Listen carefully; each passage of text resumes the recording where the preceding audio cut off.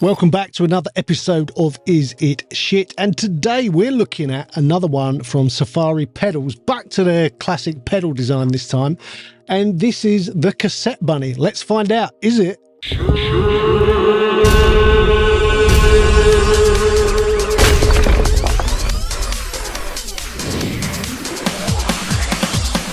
So Safari Pedals, churning out plugins like you wouldn't believe, like loads and loads and loads, keep coming, and they sound good, don't they? They generally sound really good. They've got some really good algorithms, good DSP guys there. Their plugins sound great. The original pedal design stuff, some people like, some people didn't. Dan got the ump with that a bit. I get why people don't always love that style of design of plugin. They've started doing some more traditional looking plugins, which I think people really like. Anyway, this is back to their other stuff, their pedal design look. And this is Cassette Bunny. Now, there's not loads going on with this one. There's not loads of controls. So let's just crack on with it and see what we think. First of all, it is that classic design. We've got the input meters on the left. We've got the output meters on the right. At the top, we've got the presets. We've got the on-off. And there's an oversampling button. And there's the blend control or the mix control. Always useful to have that. I like that. We've then got an input slider and we've got an output slider. Now there's an auto gain button in the middle as well, so it will balance the in to the out depending on what you're doing. You've then got two algorithms basically. You've got home and you've got studio. Home is basically grungier, cassette vibe. Studio is a slightly less shit version of it. You've then got wobble. Wobble is your tape wobble, you know, wow, flutter, that kind of stuff. Just it literally wobbles the signal. Really useful if you're going proper lo-fi. It can do some really interesting things to chords and pads. Even on guitars, it's a kind of weird kind of tremolo vibe. It's quite interesting. I don't mind that at all. You've then got the compression control. The amount of tape compression it's adding, you can go from really quite subtle to insane amounts.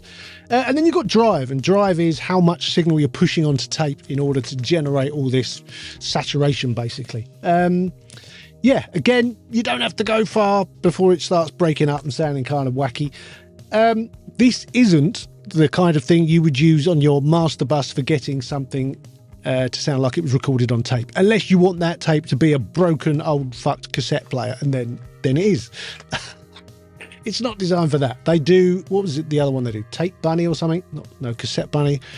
Tape Rabbit. I don't know. There's another one. Some kind of rabbit kind of name. That's for the more pleasing sort of cassette tape results. This is more, let's ruin something with some cassette 4-track style tape compression and saturation. That's what this is for. It does interesting things to sources. I mean, if you're working with lo-fi stuff, maybe you could put it on your master bus. And maybe it'll be kind of cool for that. Let's talk about demo prices. The standard Safari, is it 14 days they do? Can't remember now. It'll be on the screen right about now.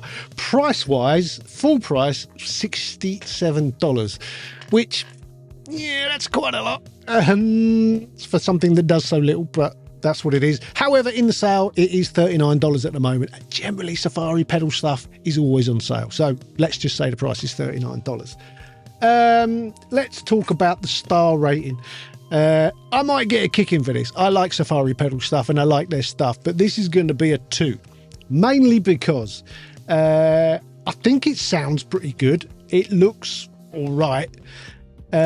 Useful, depends. If you're doing lo-fi stuff, then yeah. If you're not, it's going to have limited use. Value, I think it's a bit pricey for doing so little, if I'm honest. And then extras, there kind of aren't any. And it's a bit weird for them. They generally add a few extra things. There's not much going on here. You could have added some extra stuff, but it's just not there. I think the most useful thing would have been some more sort of cassette-based algorithms. They've just got home and studio. They could have had, you know, a clean home one, a dirty home one, a clean studio one, a dirty studio one. They could have expanded it a bit more. I presume they're going to say, oh yeah, but we've got another plugin for that. I understand that, but that involves buying another plugin, unless of course you do their subscription thing, in which case you've just got them all, in which case you don't care about any of this anyway. Anyway, is it shit? It's a little bit shit, just because of the price. So I think we're going to say 2 stars and below is shit, 3 stars and above isn't. That seems to be a plan that works for me. Anyway, you'll hear the demo coming up at the end, as always. I think it sounds pretty good. Their stuff always does. But yeah, just limited use and price a bit much for what it does. Anyway, there you go. That's the end. Another one from me. You can like the video or subscribe to the channel, maybe become a channel member. We have an Instagram, which is Studio Life 101. There's the website where we've got our top 5 plugins with all the links to download those. There's a whole bunch of courses, including my new mixing course number 2, all about mixing in the box using just plugins like this. And yeah, that's about it. So check out the demo that's coming up, and we will see you next time. Adios.